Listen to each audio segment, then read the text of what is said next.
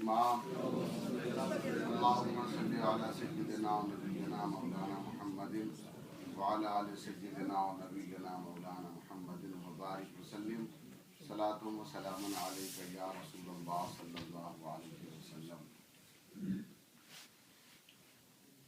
جب اللہ تبارک و تعالی نے مخلوقات کو خلق کرنے کا ارادہ فرمایا تو ظاہر سی بات ہے کہ سب سے پہلے حضور کے نور کو خلق کیا، لیکن روایتوں میں آیا ہے کہ فرشتوں کو شب قدر میں اللہ نے پیدا فرمایا۔ تو ظاہر سی بات ہے کہ فرشتے اللہ تبارک و تعالیٰ کے حکم کے ایسے پابند ہیں، جس کو اللہ نے رکوع میں کھڑا کر دیا وہ رکوع ہی میں ہے، جس کو اللہ نے سجدے میں رکھ دیا وہ سجدے میں ہے، جس کو حکم دے دیا کہ تم فقط استغفار پڑھتے رہو تو وہ وہی پڑھ رہا ہے۔ ہر ایک کا جو کام جس حکم اللہ تعالیٰ نے جو حکم دے دیا بس وہی وہ کر رہے ہیں۔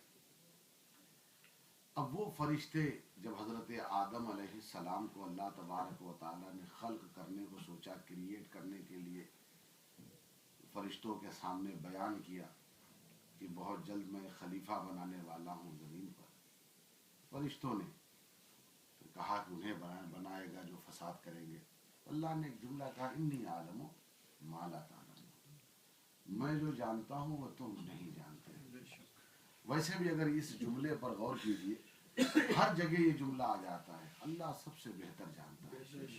بسا اوقات ایسا ہوتا ہے کہ آپ دعا کیجئے، دعا کر کر کے تھک جائیے، کام نہیں ہوتا، آپ سوچتے ہیں کہ کیوں اس کام اس کے خزانے میں کوئی کمی ہے نہیں، پھر بھی لٹکا دیا اس کو۔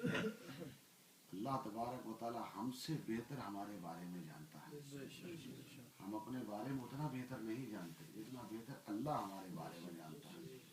وہ جب کسی چیز کو روک لیتا ہے تو سمجھ لیجئے کہ اس میں ہی ہماری بہتری ہے، کیونکہ ہو سکتا ہے کہ آگے وہ عطا کرے، جب آگے عطا کرے گا تو پھر اس وقت زیادہ ضرورت ہوگی، تب بندہ کہتا ہے کہ نہیں ٹھیک ہوا جو ابھی دعا قبول ہو رہی ہے، بہت اچھا ہوا۔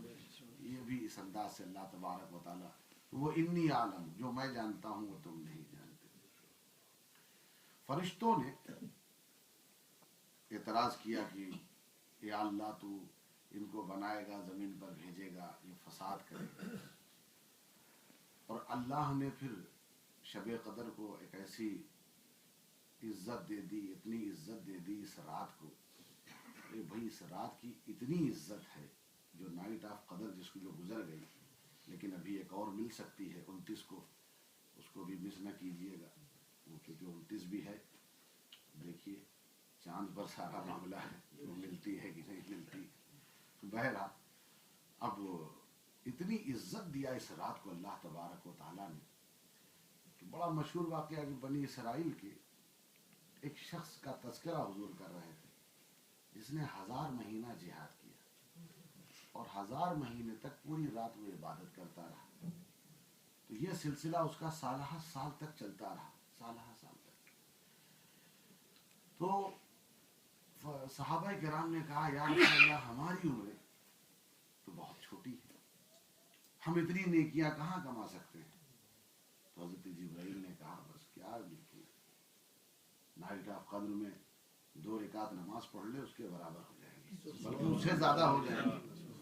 یعنی اس کا جب وہ تو 80 سال تک اس کا معاملہ رہا، 80 سال تک اس نے اسی طرح اپنی زندگی گزاری، دن بھر وہ اللہ کی راہ میں نکل جاتا تھا، رات بھر اللہ کی عبادت کرتا تھا، کیا سوتا ہوگا، اور 2 رکعت آپ نے پڑھ لیا تو اس سے زیادہ، یعنی یہ 2 رکعت پڑھتے ہیں تو 83 ایئر سے زیادہ کی عبادت آپ کی ہو جاتی ہے، 83 سال سے زیادہ، 83 سال 8 مہینہ، 83 ایئرس اینڈ 8 منتھ اگر شب قدر میں آپ عبادت کریں، اتنے سال کی عبادت ہوتی ہے، اس سے بھی زیادہ۔ اب زیادہ کو تو اللہ ہی جانتے، زیادہ تو اللہ جانتے، لیکن اتنی تو ایٹ لیسٹ ہو ہی جاتی ہے، اس کے وعدے کے مطابق اتنی تو ہے ہی ہے۔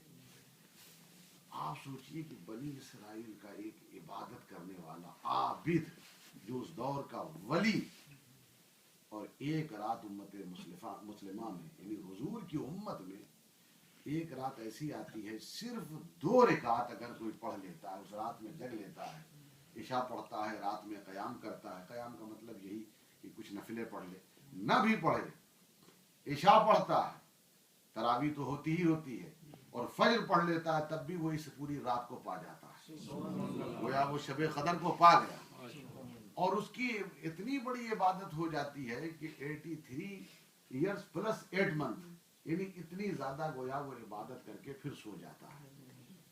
یعنی آج جب آپ بیدار ہوئے تو گویا آپ نے اتنے سال کی عبادتیں کر لی. تو ایک بنی اسرائیل کا عابد، سوچئے جو ولی تھا، تو جو بنی اسرائیل کے ولی ہیں، رسول اللہ کی امت کا ہر آدمی ویسا ہے.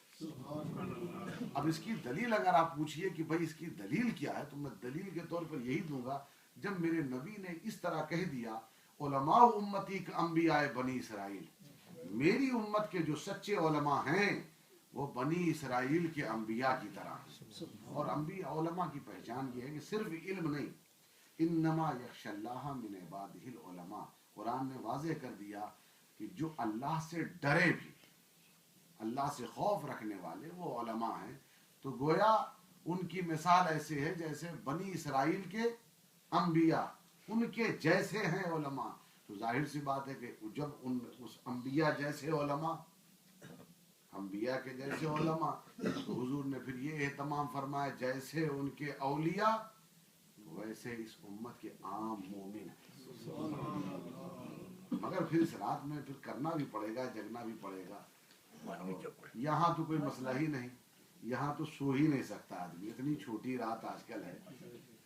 اب آپ یہ بھی دیکھیے، خدا کی قسم یہ بھی دیکھیے، یہ بھی اللہ کا انعام اور اکرام ہے. اس ملک میں آپ ہیں، بہت چھوٹی رات ہے.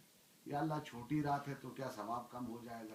نہیں، ثواب دینا تو میرا کام ہے. رات میں نے چھوٹی کی ہے، تم نے تو نہیں چھوٹی کی ہے. اب جن لوگوں نے بہت چھوٹی کر لی تو وہ جانے گے، لیکن یہ ہے کہ رات تو میں نے جتنی ہے اس حساب سے دیا، جتنی پر اسی میں تم کو اتنا ثواب دے دوں گا، اتنا ثواب دے دوں گا کہ جو بڑی رات میں لوگ عبادت کرتے ہیں جتنا ثواب ان کا، اس چھوٹی رات میں اتنا ہی ثواب تمہارا ہوگا. تو اب آپ دیکھیے قرآن کی جو صورتیں ہوتی ہیں مزاج دیتی ہیں، نیچر دیتی ہیں. کیسے نیچر دیا؟ اس میں ایک جملہ ہے. اب ظاہر سی بات ہے کہ فرشتوں نے اعتراض کیا تھا، کہا تھا کہ یا اللہ ان کو تو بھیجے گا. اللہ نے کہا انی عالم ہوں، جو میں جانتا ہوں تم نہیں جانتے ہو. فرشتوں کو اللہ پھر بھیجتا ہے ان کے سردار کے ساتھ. کون ہے فرشتوں کا سردار؟ Who is the leader of all angels؟ حضرت جبرائیل علیہ السلام. حضرت جبرائیل علیہ السلام کے ساتھ سارے فرشتے آتے ہیں. بہت ساری ایسی راتیں آتی ہیں. اسی رات میں کیوں بھیجتا ہے؟ تاکہ اس اعتراض کا جواب مل جائے کہ جاؤ دیکھو کس انداز سے میرے بندے اللہ کی عبادت کر رہے ہیں. جس طرف تم رخ کرو گے وہاں پر عبادت کرنے والے بندوں کو پاؤ گے. یہ فساد کرنے والوں کو نہیں. میں نے ایسے ہی بندوں کے لیے تو کائنات بچھائی تھی، ایسے ہی بندوں کے لیے تو حضرت آدم علیہ السلام کو خلق کیا، تاکہ ان کی اولاد میں، جب دیکھیے حضرت آدم علیہ السلام زمین پر آئے تو حضرت آدم علیہ السلام کو بہت تکلیف تھی گندم کھانے کی وجہ سے، بہت زیادہ. پیٹ میں درد نہیں تھا، کچھ تو ایسے ہوتے ہیں نا کھانا کھا کر کے درد ہو جاتا ہے، اس وجہ سے تکلیف ہے. یہ وہ والی تکلیف نہیں تھی، ٹینشن اتنا زیادہ ان کو تھا، اتنا زیادہ تھا. پھر اللہ نے تسلی کے لیے کہا کہ تم کیوں گھبراتے ہو، تمہاری نسل میں محمد عربی پیدا ہوا. جب انہوں نے یہ سنا کہا یا اللہ مجھے پہلے پتا چلتا تو میں گندم کا دانہ نہ کھاتا، پورا درخت کھا جاتا.